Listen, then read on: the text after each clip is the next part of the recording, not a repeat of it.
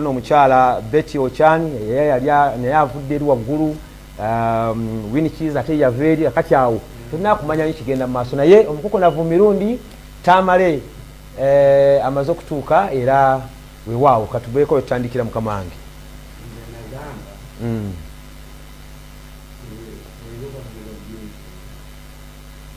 Bangani eno yose lidda mugikolera bwe ndikolera mu gavumenti ekyaliwo genda kumala ebbanga lyonna tokola naye mikwano gyange have my allies but I never work with this government again.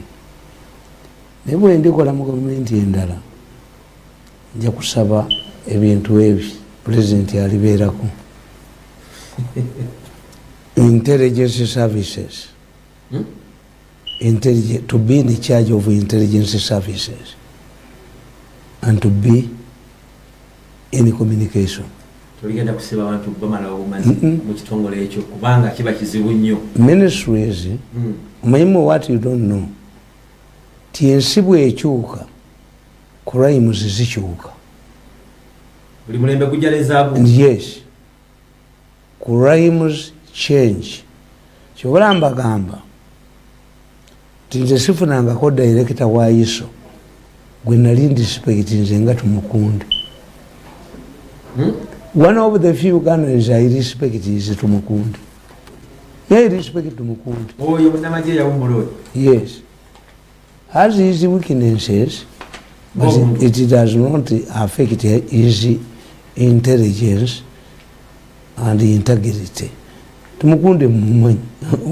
Onakola muntu Tumukunde yayita abantu ewuwe n'ababuuza ti omulema tasobola kufuuka pulezidenti n'abatambuza mu faamu ye wano ng'emaddwawo emuduumu ete bwe yavaayo n'abuuza nti mbattire ku mbuzi tiye ne banoonya omwana asala embuzi n'abula n'akwata pisito pa gwe yatuma omwenge teyadda embagamba mutegerejera nti gwe yogera nnyo ku Tumukunde ne bagamba temanyi Tumukunde oyo ebyo abikola oba buvubuka oba ki oba ki naye is a frustrated man. Teriyo yadumirako force division eggulu n'atafuuka amekamanda okujjako Tumukunde naye Tumukunde nabeera naye okuva mu 2021 nga mu intelligence Tumukunde namutunuulyanga bwati ng'anywa mazzi. Tumukunde mu ofiisi ye nga mulimu bokisi y'amazzi. Tumukunde yalemalanga bwajjane bwati n'ajja mu paaka mu terrorism. Era gy'obola nti bano abantu ba wano oyo omusajja gwe bayita Jeno Mugisha ono akankana ono yali head wa terrorism. Bamutwala China okusoma nga machines ziri primitive nakuba nervous system ye yagenda nembata era nalwana nnyo nga kajina amugyeko business emulokole. How can you that man is surviving expensively nenga teyafuna buvuno obwo kuba yali agenze mu bwenzi obwe national interest batega bomu. Tumukunde bwe batega bomu yajja mu paaka nga tubeera naye mu takisi mu ofiisi ye ng'anywa mazzi. The day was arrested is when Tumukunde was arrested. Naye Tumukunde olw'okuba yina amagezi mu mutwe teyalowooza nti nze mu betrains. Tumukunde zi group bagiyoola yonna ne bagitwala mu gavumenti. The best intelligence officer Uganda has ever produced is Tumukunde. Omanyi intelligence bano babadde ne bagamba you cannot regionalize intelligence. When you go to Europe abantu abakola mu intelligence babanoonya mu masomero the best students gye babajja. Kakati President Museveni bwe yajja mu buyinza government yebadde etambulira ku automation has an overwhelming support of the population. As a result, yakwata regionalization natakebera ku merit. Teri nsi esobola kubeera mu crimes ng'omukazi akula akyaliwo, my daughter akulu. Never. Oyogedde ku kya intelligence nalowooza nti bangamba ne Nobo Mayombo yali mulungi. Ekyokubi Nobo Mayombo bangamba yali mulungi naye yali talina magezi gatumukunde. Nze Nobo Mayombo twali tumanyiganye. Nobo Mayombo waliwo mukwano gwange bamuyita ani nsoboka musomesa. Yansanga nga nva ku conference center esanga 12 nangamba ovaawo tinva wa Nobo Mayombo. Nze nasooka okubuulira Mayombo nti Besigye agenda kwesimbawo. Mayombo nanga let me tell you Mr. Mirundi, there is nobody from the west who can take on Museveni. Let me tell you, Besigye and Njuba are frequenting the parliament and they are talking to parliamentarians. Era n'ekitabo kyange kye nawandiika bakiyita The Making of Dr. Besigye. Kakando One New Vision, I mentioned it, was the first one telling me that Besigye is something. Kakando yali mu parliament ng'akola ki? Ng'asaka mawulire. Naye kati namuta maze emyaka nga 10 nga simulaba. Nze nkuleka n'obeerayo for your safety. Kubanga ate nze saagala mirimu gya gavumenti. Sidda mukolera gavumenti eno. And a former arrangement nti waggulu wali yanfuga. Kakati anti wuli ekyegamba. Kakati Mayombo namubuulira. Mayombo came to me again. Nanga mukwano gwe yamuyitanga mukwano gwange. Mukwano gwo manyi assignment yampadde nti mukwano gwo ampadde okunoonyeza ni yatakijja na ngoma. Naye all the evidence indicate nti omuyikirwa yamuse.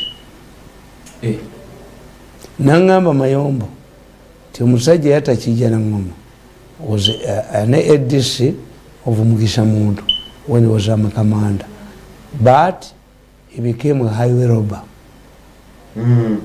Nangamba Mayombo wafunga bamuluma ekyovola bambagamba totumanga muyala mbwanga oyagala okulya enva ewaka otumanga omwana atagala kulya maluma yetakebera nti oba nyama nnungi oba sinnungi.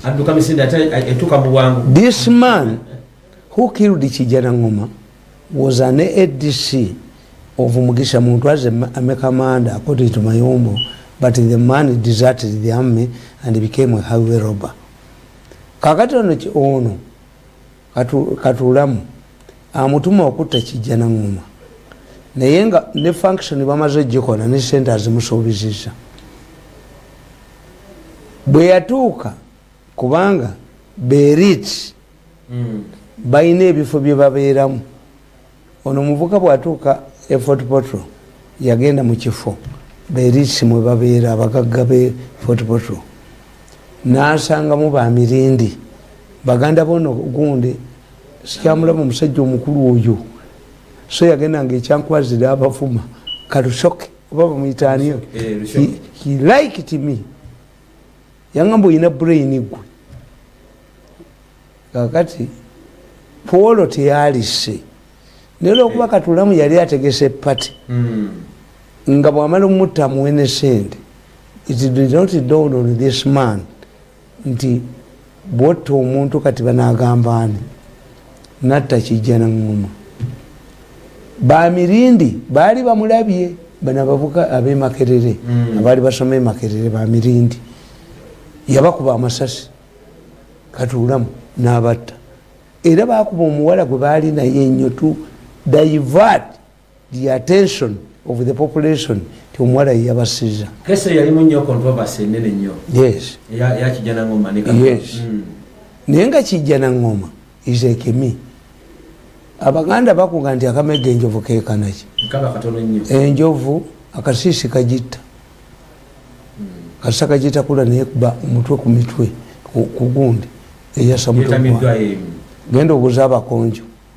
Abakonjo babaagala okutta enjovu mu National Park. Bagibala enjovu we yayise wedda kati bakwata obuti obulimu emisumaali emiwanvu gino yinki 6 ne bagitega enjovu weeyita kati enjovu weeti yaayo yinki 6 egiyingira oba yinki 10 yebaka bwebasi kuba buli lwetambula nga bwolamu omwana ono atambula ngaendege zivuga kati ate yo bwetambula ewulira pain yebaka bwebasi webagittira kakati I told you that when I work in the new Ugandan government, because I'm still young, I will work in the intelligence. Museveni's problem is intelligence. About communication services? The communication. President Museveni believed anybody can handle information. Why? He was enjoying the support of the population. But as we are, we have a fierce succession battle, pitting 2 members of the first family. That's why I'm saying that instead of going to Chankwas, it would be better for Museveni to organize a family meeting.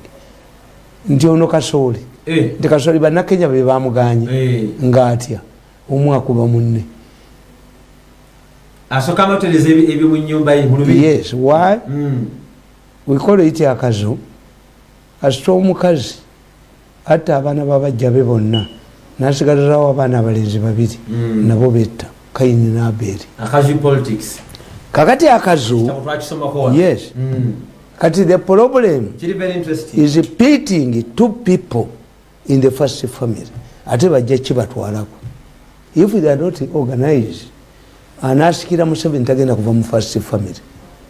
Kuba bw'oba oyagala mukazi wo naafa okuwasa mu family ya mukazi wo oyina okubanga omukazi abadde akuwa emirembe. Okitegedde? Toyinza kugamba nti let us get another person as a president from Museveni's family nga Museveni's family bamaze ogyonoona. Kubanga abantu balijekitinga. Yes.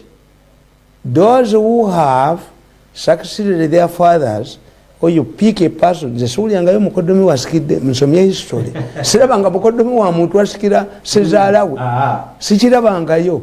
It will be a miracle in Uganda. Kakati, Banu.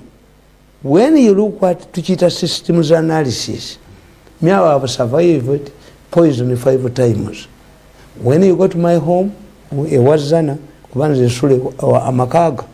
We wali emisambo ejanga awalo kola yotya wali omwana atanfaanana omwana gwe bazadde ku machana gwe bazadde nze njagala gye nsulayo naye nga obudde bwabwe nsulayo nayo yes naye nga amaanyi gonna gali luddawo kuba we nasookera naye waliwo abaserikale ba poliisi 10 why amaka gange gonna gakuumibwa kati ono dereva wange tazze takoze eki naye ne bw'anaabanga emmotoka eyo bagitaddemu sisitemu nina ate ekijjo bijjamu byonna bye bakoze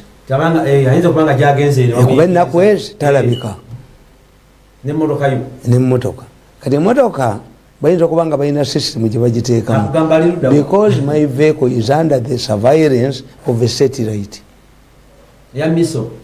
Satellite kati gwe ne bw'oteekamu byonna na zino zendi kati ntambulira muzange nazo era ziri monitored is the same device toyinza kunzita kakati nze mbagamba ti once abaganda bakugana abanyankole balulina once a disease that blocks the nostrils of a dog causes its death lumuziba nyindo. The nostrils of any government is the intelligence services. Government yonna kasa intelligence services zayo zibeera blocked ne zibeera captured by the mafias eba ewedde.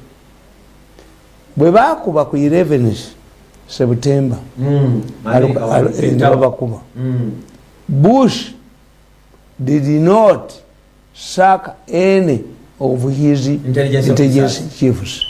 What he did, he created an inland intelligence. Why? Aba America for long time balowoleza mu sente nogenda ku embassy ya America nobaga na dola emitwalo 5 musajja mutetenkanya teyagoba yateka butesinda why abaana bano bajja kuvuga nnyonyi abaana baabwe nga basomera amasomero ga bbeeyi ne bawasa. There was no human being who could detect that these people had come to train in America bavuga ennyonyi. Era ennyonyi eyasooka bwe yakuba balowooza nti accident. Ennyonyi eyokubiri bwe yajja nezoominga bweti. It was later found out ti abaana bo bali bayiga okuvuga ennyonyi bayiganga take off not landing. Era omusajja eyazimba Twin Towers yabagamba ti ennyonyi 3 tesobola gisuula. The first one they thought that it was an accident. The second one is the firefighters in 10 years were trapped until Bush went for the first time in American history. Both the president and his vice president were kept in a bunker. Nebagamba no, ennyonyi zonna zigende Canada. Jitulaba mu banka tukubankube baze kubira. Pentagoni nayo ne bagiyingira mu afaamu kakaaga. Ennyindo tekyawunyiriza. Ennyindo tekya bali bayina okuva ku olwo abasajja bano bayiga. Americans lost their liberties. Bush was forced to create prisons in Eastern Europe because any terrorist who landed on American soil would enjoy American liberties. Under the circumstances, President Museveni mwamagezi chinga intelligence network etagala kati eri captured. Anti kakati bwe kibanga aliko regionalization nti akulu yehedwa intelligence. Akulu has yes. If Akulu is your daughter, but does it benefit the Acholis, the Rangis, to get in any performer? Make her an ambassador. Why do you believe until this is the high-ranking Rangi officer who cannot perform? Nze abantu abo sibawalana Nakalema nogenda okwata emisango gya Nakalema gyonna baakutte bonna babatadde kubanga Nakalema was being used to get rid of Byandala was acquitted nga mpandisa akatabo. Malinga simulabangako. I've never seen Malinga. He died. And these people don't ring me. I said Malinga is innocent. Nechiwandika mukataba abanyampi. Malinga did not ring me. And I hear some people can collect money from them. He died a crying man. Naye was acquitted. He wasn't happy. Malinga wali wa Bank of Uganda. Nakalimani yebajakala nakalimani yebamba. That's the extra money. Extra money polluted. Where was it? The extra luggage, one belonged to Mandela, another one belonged to Mbire. We never interviewed. Never chitwala, never duka. Bani, Banova Nasali, Bani Bamuteka Wali, Bantu na, Byandala, Bani Bamuteka Wali. And in Kugambi, the luggages which was perceived to be extra money printed were identified at the airport. And these were identified.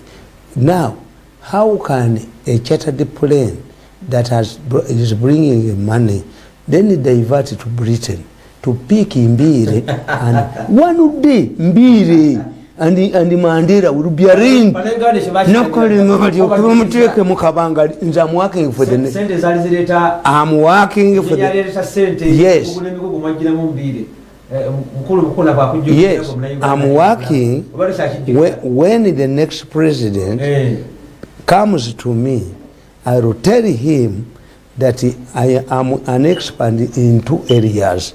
Communication, kakati nalabye mukwano gwange ofuno nga agamba nti Kadaga asisinkanye abayiza mikimane naye yatusuubiza eddagala COVID afuno ofuno. You are my friend. I respect your phone. Kadaga took the Professor Nazir. It's only because this man has not brought my books. And the vehicle is, I wrote a book, COVID Mafias.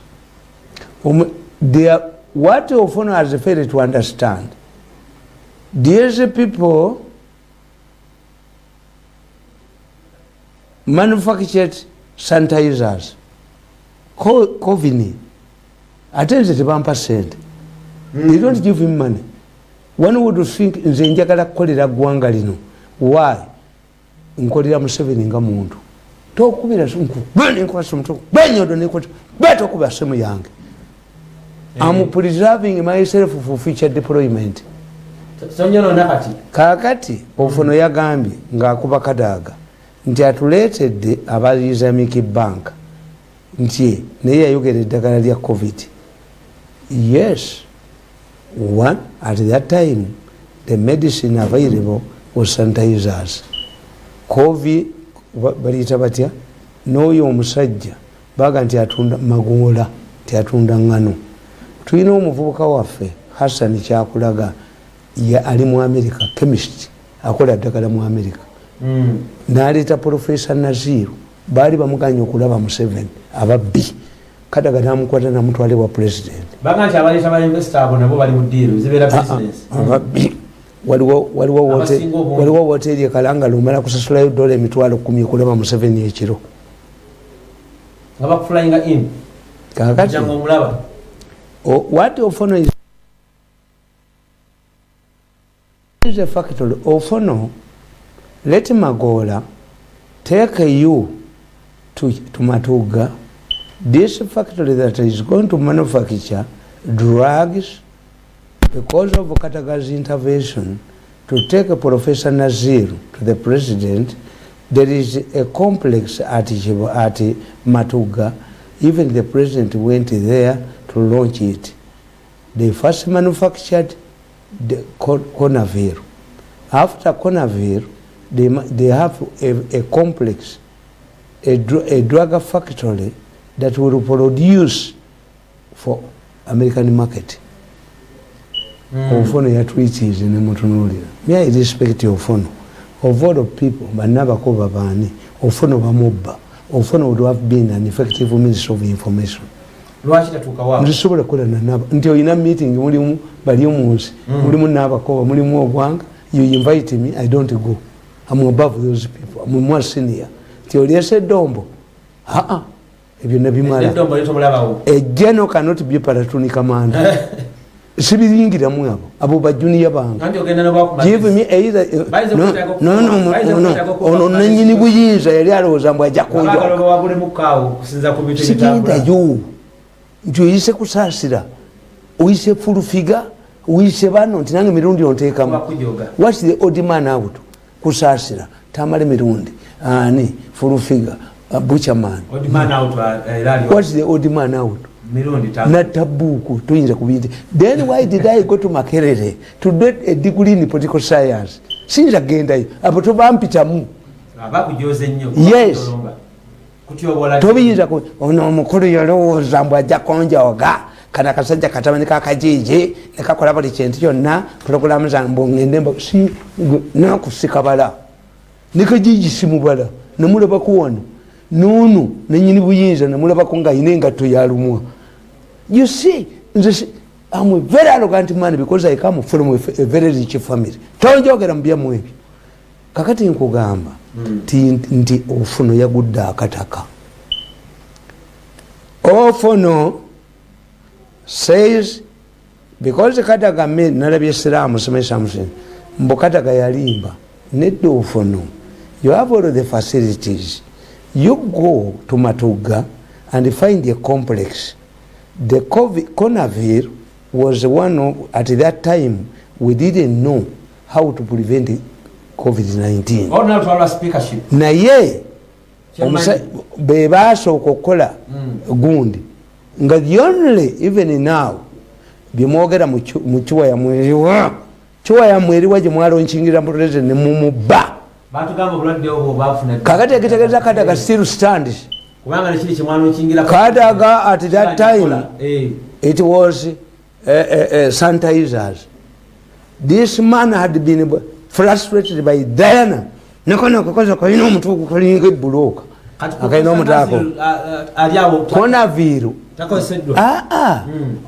that time the only solution we had towards COVID-19 was sanitizers. Kadaga, this man had been frustrated and Kadaga took the money to the president.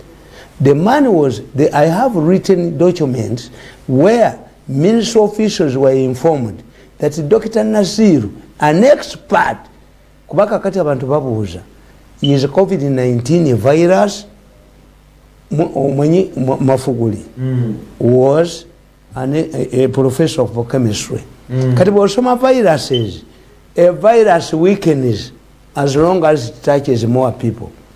That was Mafuguli's argument. But this is not a virus. COVID-19 is not a virus. This virus, COVID-19, can strike you several times. A virus tekomawo. A virus weakens. Kakati omusajja waffe mu Uganda gwe tulina ebweru ye Kyakulaga. Hassan Kyakulaga is a Musoga man. Ye yasoma viruses. Era ye yaleeta oyo omusajja ne bakola factory e Matugga. Before you undermine Kadaga, that Kadaga was a liar, Ofono Pondo, get time and go to Matugga and see this complex. We have a factory. Before they manufacture the drugs for American markets, temutia mumuli babbi ne factory ye kola gundi eddagala liweweza ku sirimu eri mu Uganda. Have you ever seen this woman, Mr. Harris, ngalinyeyo quality chemicals? Have you ever seen Diana going there? Bwe chabwe tebakikwatako baina kubba. Kakati Ofono, I will not fight you with Ofono, but Ofono you treated. Let me explain to you. Bamukozesa ate talina kyafunamu nyinza okukubiira akatambi ng'ofuna abaganti mumpadde ki? I'm living in a Ramusakoti house. I drink 2 bottles of beer a day. Ofono nange tetusobola kulwanagana. But Ofono, let Ofono, before you attack Kadaga over Islamic banking, get time, spare time, and go to Matugga, or you go to Onomusaje Gomari Buganti Mubi akole ngano. He's not a poor man. Nkugamba nti Onomusaje Magola bamuvumanga nti is a conman. Magola akole ngano. Magola yakwatagana n'omusogono Kyakulaga. Hassan Kyakulaga in the United States is an expert on viruses. Kakati edwali factory gye Matugga, and even the president inspected it. It is for expert market. And these people don't package. This is what I'm telling you, that in the next government, I will help the president, an intelligence officer or a communication officer. The government did that. No need to. And you move with yours. And when you get it, Ramaje, Rangami. Nanga Mwanyina's. Onzitirachi. Nagagena Muchifo. Jagalanku Sinkan. These are people I want. Not the Nankabirwas. When you wanted to intimidate me, I hit you harder. Kubana buli do mukyalo ne mugamba. The president Museveni agenda kulayira. Tuyina a ban, a news. Bwe America bakuteka ko travel ban. Every country fears you. But Museveni, nabagamba nti President Museveni is the most celebrated diplomat for Uganda. Tubadde naye nga bulimi yabikola. Kaka today, Museveni naye afunye problems. Ti abaana bomenye gavumenti ye. Tosobola kugamba nti mu Uganda mulimu abantu 32 who are facing charges in Serena via Zoom for extracting and selling human organs. Tosobola kikkiriza. Anti yenkubuulira yabatadde ne kutesa yabo bwaze n'ento yabo nabadde mbulaba mu meeting abotodde muyina gye mulaga niyo gye mulaga tanfuga kati kuyende katugende tulaba ono no 5 billion bwekyamubeera nazo dangoling fanjo muzete mbakube busajja mu muzete mbakube tewali baayo kunsimuka buli ne muggulu siyogera nammwe sijja kwogera 5 billion president yazimpa ne bazikweka give it to charity but dangling 5 billion is it the first billion that has ever handed into my gund buyina obujozi mu mutwe nonyina obuyinza tannamatira owempaka akunama ebiri nja kulabako ng'otemba ennyonyi wanjoga none president yalagira ba 5 billion nkole ne factory nkole naki naziwamba nekadira sente zange nali ngenda kukola campaign nekazeerekamu akalina omuntu okukalinga olugosi kakati 5 billion dangling 5 muzeete wange mbattireyo bwe muba bakwata sente bazimbe what are we buying ne bagala banzite ekiro nembabuulira nti muzeete mbattireyo that 5 billion if it belongs to me put it on my account no negotiations no bargaining no meeting siri basinkanako kunsimuka buli ne muggulu kakati nkugamba when we come because the noses of a dog have been killed omukyalo oyo namugambye sinzi ekyenkuwalanira n'amaka ekyengera omwami wo kyasanku mumanyi newaabwe gye bamuzaala oyo omukyala mumanyi I know her mukyala wegomba ayinowaha naye namugambye nti bamafiya bajja kukozesa nnyo kubanga gwe byoyogera tebifaanana byakulayije tebifaanana byakalemere gwe bakwetoola that's how they do bajooga kakati kankugola the president has invited his colleagues. Why? Because a presidential swearing ceremony is a summit. Mu Uganda tutademu PTA, mu Uganda tutademu East African Community, mu Uganda ne swearing ceremony. Swearing ceremony eringa bwolaba Abaganda bwe tubeera mu lumbe ani akulaamiriza.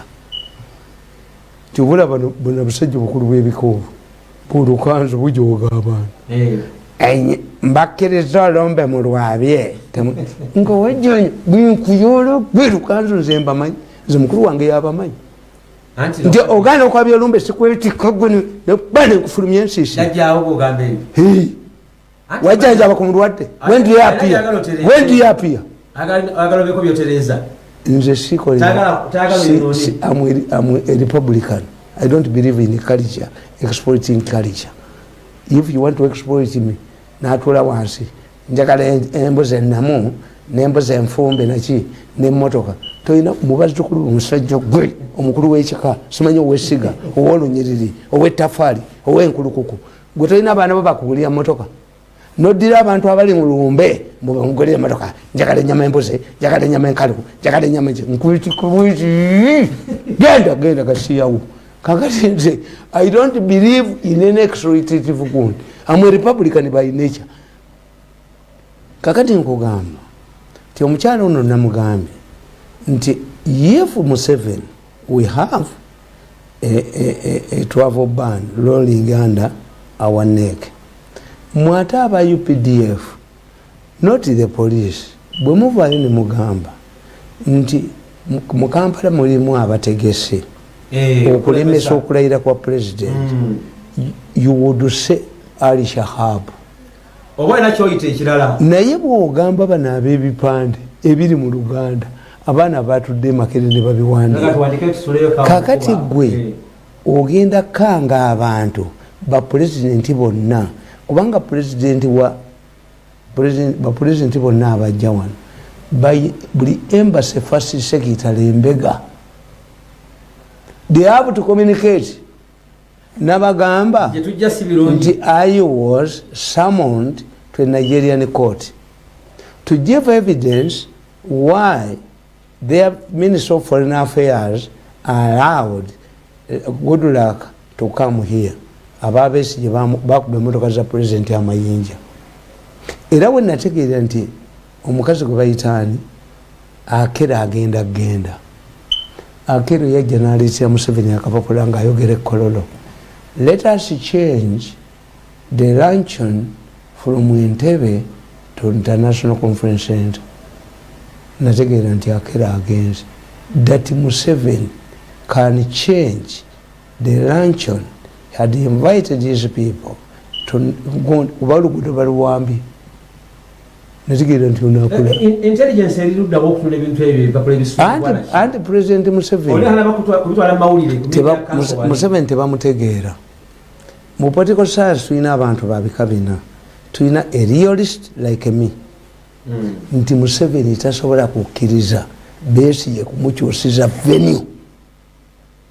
Museveni tasobola kukkiriza nti BOBIWINE bano beyawangudde nti beyawangudde bajja mukola ki nti kubanga omukazi omuwala gwobadde oyagala bamuwasiza ogenda otabangula embaga bakubira mu kidaala. I'm a realist. I can detect, predict anybody's reaction. Nti oya mukazi akero yagamba president ti venue ekyuke. President Museveni somebody told me nti baagala kundaganga simanyi sipayi wa Rwanda nkasajja gwe mwebusajja mwe muwunya mwenjaba paka kabuli basajja mwenjaba kuba paka kabuli. No negotiations. If you have 5 billion, put it on my account. No negotiation. Tell meeting. Kakati nkugamba.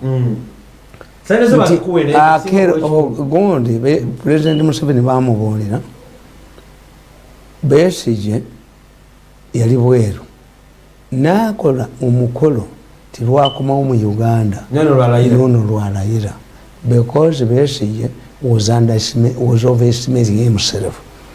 Besigye harbors personal vendetta against Museveni.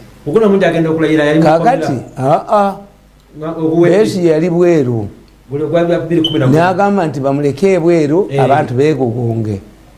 Museveni was told, I was not far from him, but Kenya Airways has refused to bring Museveni to bring Besigye to Entebbe.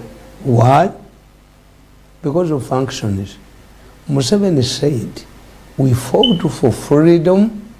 There is no Ugandan who should remain outside because of a function in Uganda. Let Kenyan Airways bring Besigye, check out and go home. Besigye violated Museveni's hospitality, goodwill. Yajja ne Winnie balemera kubayita ababiri. They had hired thugs. When the president was invited to address a meeting of senior executives in Nairobi, this is when Besigye declared himself a blind man. Ero omukolo gwa Museveni gufe. Besigye carried personal vendetta against Museveni. Tugenda okutuuka ye Kenya nga bagamba Museveni kuyisa. Omenye ebyo ebikundi byebookya. Wafula had gone earlier ne bagula airtime. Museveni kwisha nabiraba ku TV.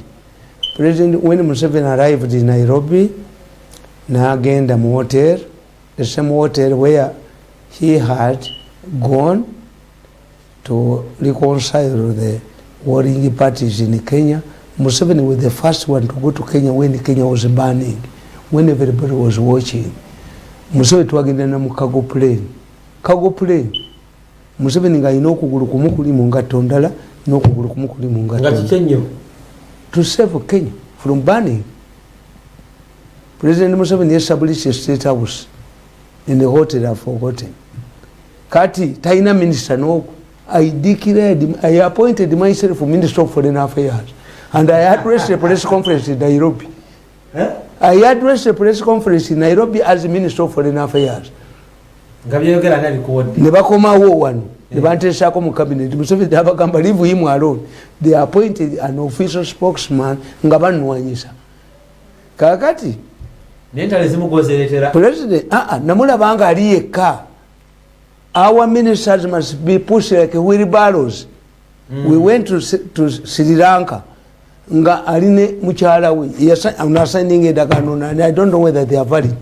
We did not have a minister in Sri Lanka. Noga kan signing. Era President Museveni yayingira ekimotoka baali bakolera abavubuka one of the projects. Museveni yayingira ekimotoka ekifu abavubuka bayola ebimotoka ebikadde ne babikolamu empya. E project bagirina nabuuza Kananasani yali gundi waffe yali nga ambassador waffe nemubuuza Museveni bamuwa project y'abavubuka. But because I was not accompanied by anybody, why? People in State House nakalema yali ebyo tabitegeera yamanyi bya kantini kusumba chapati kani ani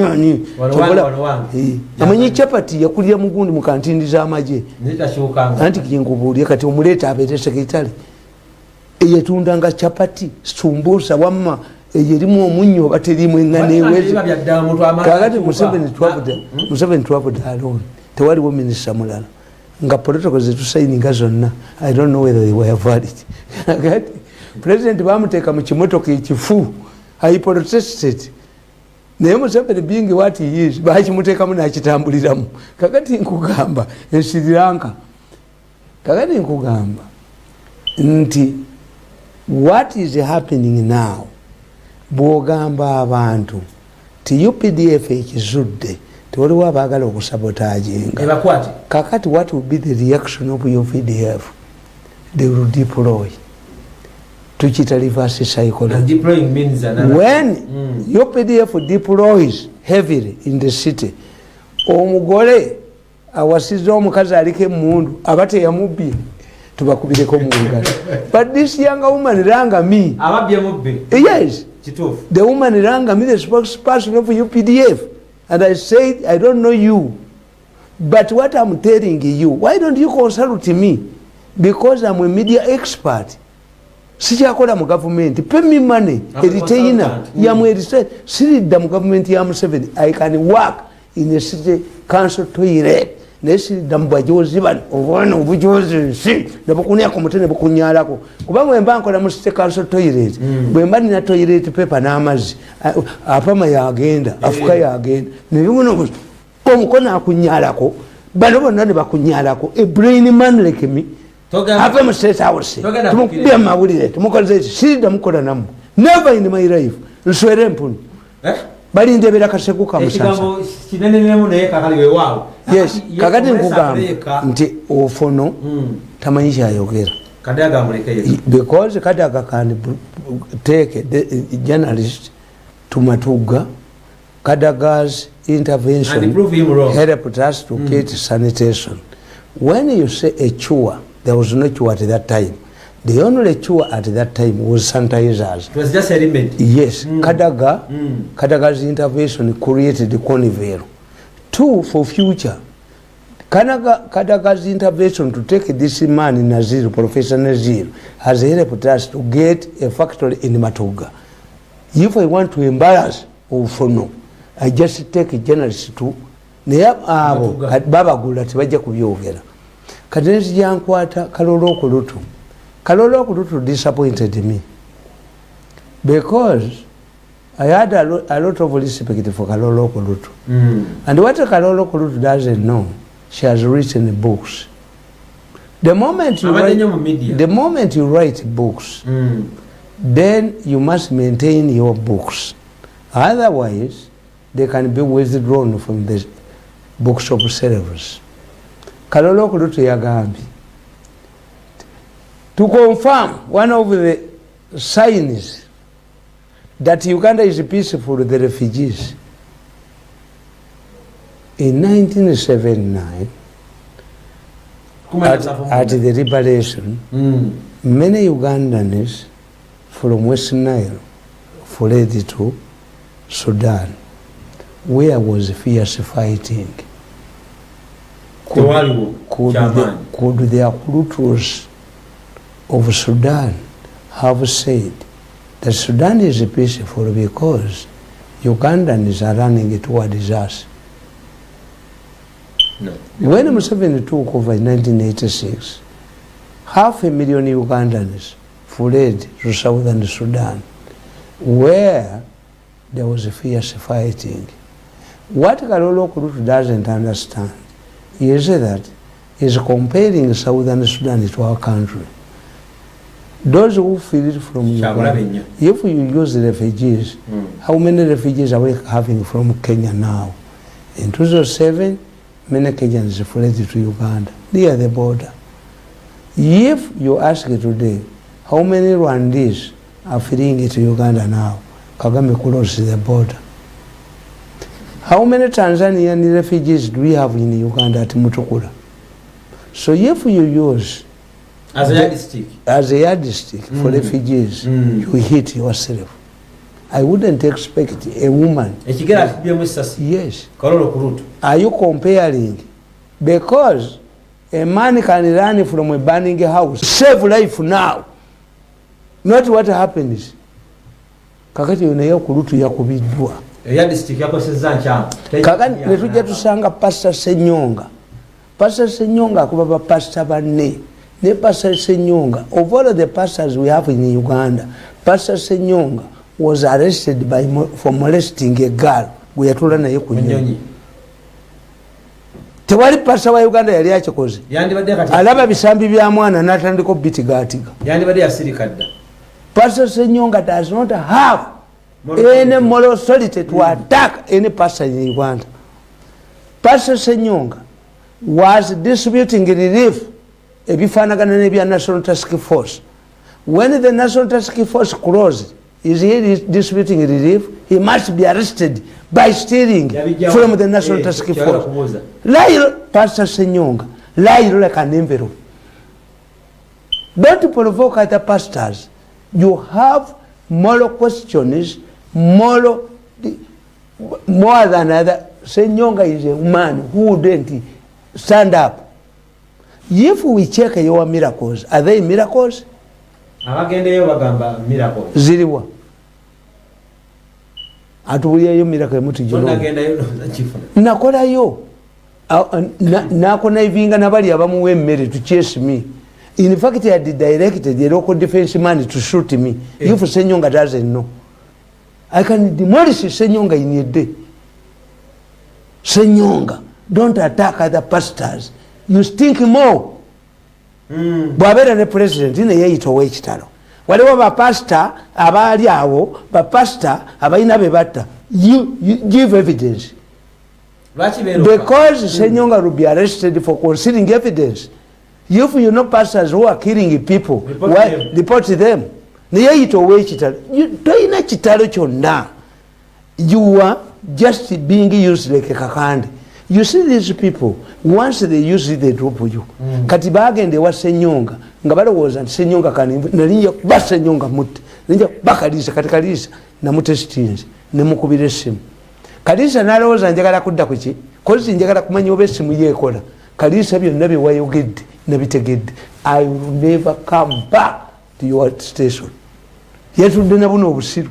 But a single wait, Nembu Bane, we ingira Nembu Bane, we ingira Nembu Bane. Mirundi. When Nkugambi, the government Yamuseveni city, the Mujokodiram. I can work in a city council toilet, public toilet, because if I have a toilet paper and the water, where would the qual over? Nay, na kujoga, Omukona kujoga, Bonoboy kujoga, Toya person kujoga, Nakarima kujoga, Yakolamukan, Naruisa nakujoga, Nani nakujoga. Wait for good, Kakati in Kuburia Negamba. All of these ones have affected the government delivery. Nti umuliro gwebudo. Nabagambye. MISO has all the technologies. I will reserve this important information I have for the future government. All of those people are banning schools. All of those people are killing people for organs will be arrested. Future government tujirine mubanga chiwangamba wanonti sengene nebache yetereza bili abili mwenenze kutasuka. Andi nkubulire omukubali bagala obusika. Bamujimbi atagala. Bili abili mwenawo. Tagati nkubulire ne gamba. Tuizofuna yawo government endala. For me, what is important is not the banning of schools. You are talking about Budo. I had children in Buddo, not this one. Bulange was gutted by fire. Amasiro were gutted by fire. Ministry of Finance headquarters gutted by fire. There is fire everywhere. Can Yakulu give us culprits? Even a suspect she does not have. The government instituted a commission. The government instituted a commission of inquiry. Its report was never released. The leading counsel was Damian Olubega. Akulu, Museveni's daughter Akulu, has never produced a single culprit. Office. That's what I'm wondering. In his, because he is sitting. Yes, one of them will be a witness. I'm working for future government by gathering information. Most of these people who are committing these crimes will come up with them. Lumu died assassinated Lumu in 1978. In 1986, this government instituted an inquiry, a probe into human rights violations from 1962 to 86 when it came to power. Paulo Mwanga, when Paulo Mwanga was appearing before this probe, he exchanged bitter words with Nagenda. But Paulo Mwanga in his conclusion he said, if a similar probe is instituted against this government, it will come up with startling evidence. Who could expect that under Museveni's government, the president, when he came in 1986, he said, a needle could not disappear in our family. If a needle disappeared, we could turn mattresses. How can you put people in cupboards? For 24 hours. How can a person disappear? 24 hours. But we see a minister of internal affairs who is a general exchanging, deferring on who are in custody, released, and who have disappeared. Are you making a balance sheet? A balance sheet credit and debit and credit? You are talking about human beings who have let Museveni down. Did not kill people for export. Obote did not kill people for export. We have certain people who are facing criminal charges on Zoom by the International Criminal Court for killing Ugandans and exporting their. And they are here in Kampala. It is as if nothing is happening. Anti-Chenkubulia politics bwali. Eranze mu byafaayo by'ensi have come up in political science, have come up with the two statements. Statements ziri satu. Kirunda Kivejinya in his book. Kirunda Kivejinya in his book, The Crisis of No Confidence. He narrates how Kyabazinga Nadiope helped Obote to consolidate himself. He even ferried non-legislative UPC delegates to Mbale to age out Kakonge to elect him in Gira. Obote, UPC people wanted Nadiope to be vice president. But Obote wanted to demolish Buganda Kingdom. That's why he lowered Mutesa to become.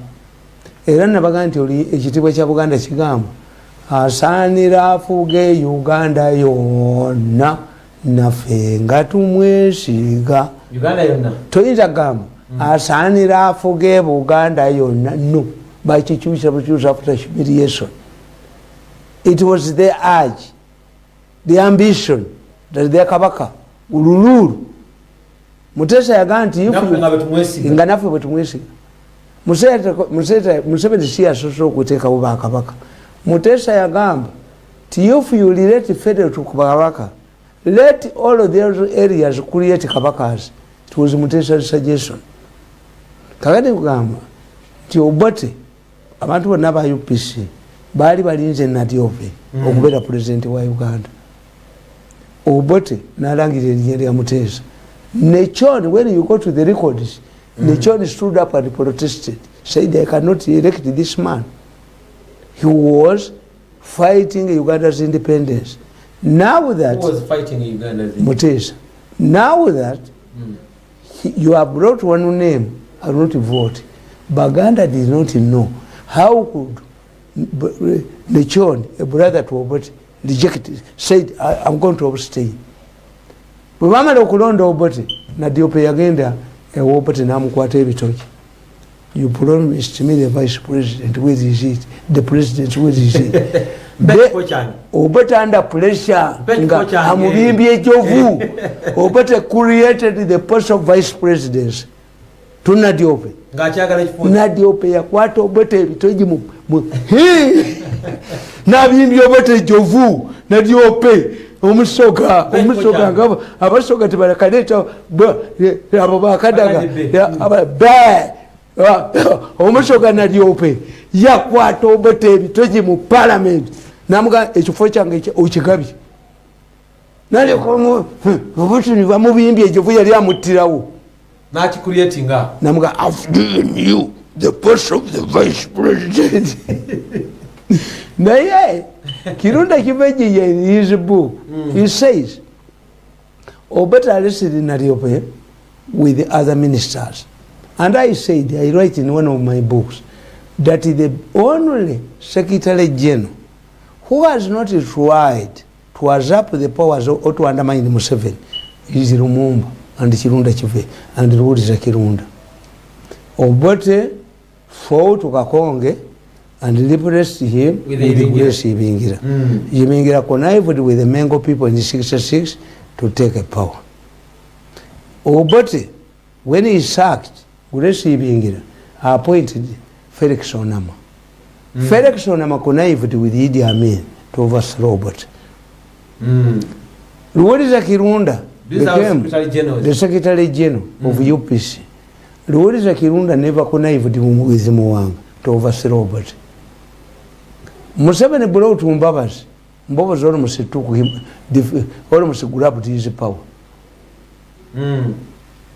The only Secretary Generals who have not tried to usurp, to undermine their bosses. Should we assume that she's weak? Lumumba. Should we assume that she's weak? We don't have a president's ambitions. Because in the communist countries, a Secretary General runs the Secretariat. Is that administrative? Nene Lumumba pamukuba necho chikazi ya tubachikuba. Is that administrative? Kuba the paper bwakuba. Lumumba zebadega siniki sintu nkubane nkutirawo. Bane nkwaso mutu. To destroy my marriage. Kati bagenze ne bajinga ekifaananyi nga ndinono omukazi bamuyitani. Gundi. Mukazi watu bamuyitani. Gundi. Ati abawayiza bwayiza tomanyinya bulele mutwe. Yes. Why is that called? Mukazi oyo bagamba omukyayina ayagala obwa Gundi, ayagala obwa deputy speaker. She comes from Teso. Omukazi oyo kagati twali tuva wa Kiboole nga era tenti oziraba ne nyumba ogiraba nenyimirira omubuuzaako bankubye nga mukutte bwenti. My marriages in twabo, her marriages in twabo. Nawe wo wizo kutagala. Bana toli musajja wa tosagirwako. Ono mukama na Obote bamwitani. Ono mukyala yali nvide mutwe. Amongi. Amongi. Kati oli omukyala bamwita Amongi. Ate Amongi ensobi gye yakoze yagambe. That is my brother. Awo baba kuddemu. Baba kuwambye. Nze bonna kakati nkubuulize. Kadaga came and visited me when I was sick. Nankabira oyo twabukanye luvannyuma. Nagenda mu America, ka president atutumyeyo ne nankabirwa ne Kateregga gwe twali tugenda naye nabba ssente zaffe kuyagalwa musazi. Nankabirwa yampa $10,000 bimeka to survive nali nzimutwalira n'agaana ozikkiriza saamulabye ejjo gundi Musumba came to me to visit my mother. Lumumba brought a blanket to my mother. Kankunda helped my mother to survive. Yes. Kakati nze emikisa gyange gyonna ngiina mu bakazi saalisomye naye muganda wange ze bwe mba nkubulidde mirakozi zange tibana abaana tebansobola. The wife of my elder brother Sally yansomesaako mu 75 yali azze nga mina yataddewo literacy campaign tusomesa abaana ng'ennikalagwa bino Museveni byakola Amini yabitandika obote n'ateekawo community centers abakadde babasomesa. Maama wa Kaseke Ndeba n'ababbanka yajjanga ewaffe mu kyalo okusomesa abakadde nga my mother ubatuukirako was very influential woman. Kakati omukyalo oyo laba bwagenda e Nairobi gye basomeranga secretariat n'asangayo brother wange ne bafumbirigano. Kakati brother wange amuleeta ewaka akoleki amulabe ewaka bamulabe. Nze nali nfunye marks 200 mwaka first grade yali ku 210 to tell how intelligent I was musobola lya mukyalo ningi nakola amagenda e Tanzania.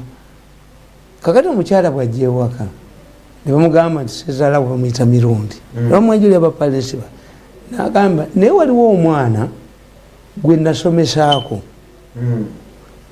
nga bamuyita Mirundi ava wano ti aliwa. Nze am a very humble man when it comes to women. I respect them. They're like my mothers. Kakati yava bagamba nga ndi mu magendo Tanzania. N'agamba mukulu wange muganda w'oyo mugezi nnyo mujje mu magendo asome. I was educated because of my kale amusaazeewa. Jjajjange yawasa ku kyalo azaala kitange Sembuya mu 1918 nafa mu 1923 nensanga omuwala mu Kampala ne muwasa ngava mu family eyo era abaana bange bano babadde bakwakkudde kabala kange kana akatakadda kono junior tebiba byuma byange babadde bakatuta. Kakati nkugamba nze mbaga jala tumalize n'ensonga ne Tamale Mirundi kubanga tuyinza okubanga wadde kutuweddeko wa cabinet njala nkubireko komanyi manyi okola nnyo projections manya nkubireko bigambo nga bisatu bina mu cabinet edda. Let me tell you nawuliddeko nti kyeka mukwano baffe Nobert Mao abika ali ku lubalaza Museveni is reducing his cabinet to 21 and he must prepare for the consequences. Opposition yeyinza kuyingira. Why? Because a reshuffle affects 4 people: a hopeful, the one you have dropped, the one who has been transferred from a lucrative minister to another. Bagenda bayomba. Museveni should prepare, should have mitigative measures for this. He's also merging parastatals. Kakati Museveni ayina omukisa Katonda yagumuwa. Tulina a case eya organs. If Museveni appoints any minister who is facing charges of human trafficking, then he will be supporting ntina yabikola. Mbayo bana ku kifo ky'obwa vice president. Ekyokubiri, Museveni, this is his lab. He must have service delivery. Bwe kibanga gundi ono omukyala abadde mu energy yagamba mbu njagala gundi mulwanyisa kuba njagala maama kafi. Naye kakati nina mugongo kyogwo oguli kwono nkubuulidde nze nkubuulira bagenda okuvaamu. Yefu Museveni appoints Kitutu, yefu Museveni appoints ono omukazi wa ministry ya health, yefu Museveni returns Kasayija and Bahati. Kubanga Kasayija and Bahati cannot go to World Bank. Kasayija and Bahati namanyaga ku World Bank wegali wanted. Kasa Museveni yakomyawo Bahati, nakomyawo Kasayija, nakomyawo Kitutu, nakomyawo a change musemu ministry nakwata kubanga these are the areas education tayinza gikwatako why if Museveni makes changes in education ajja kuba embarasinze facility kakati kyayina okukola mu education kyayina okukola is to find out kibenga ayina munne sikakooza kibenga ayina munne muzeeyi omuntu ayononye ministry si first lady kibenge olunaku lumu kibenge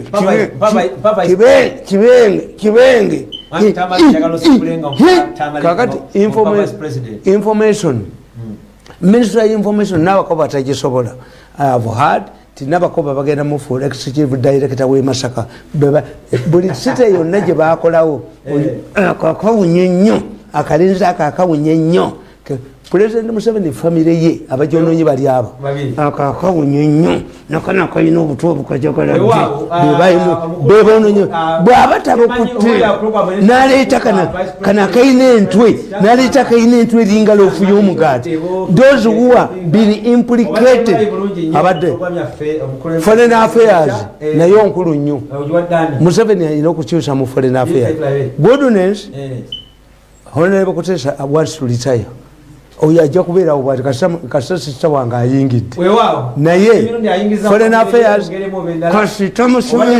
kasita Museveni akomyawo bahati noyo Kasayija mu World Bank waliwo ekipande mu World Bank Kasayija and Bahati wanted Kasayija and Bahati wanted heresy akati kalina ogivaamu education oyo